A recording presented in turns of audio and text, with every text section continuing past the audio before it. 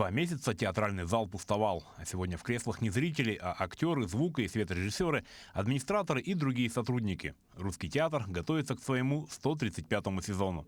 А это значит, актеров ждут новые роли и образы, а зрители новые захватывающие постановки с привлечением иногородних режиссеров, в том числе и с мировым именем. Мы возьмемся за венецианских близнецов Гальдони. Самое интересное в этом, что постановку будет осуществлять носитель культуры и языка.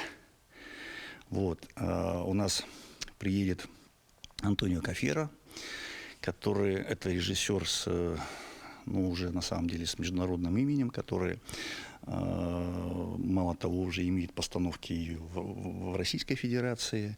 Вот.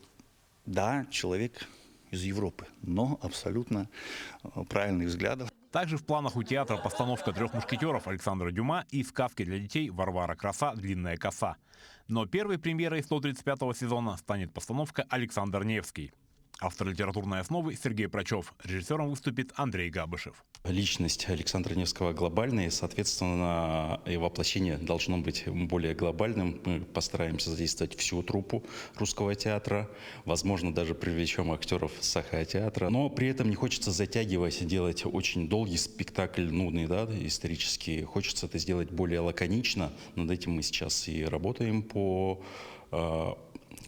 сжать эту пьесу, чтобы она была более доступна. Также у театра большие планы по гастролям, как односторонним, так и обменным. А еще в начале сезона в Якутск приедет комиссия премии «Золотая маска», на соискание которой планирует выдвинуть постановку Евгений Онегин.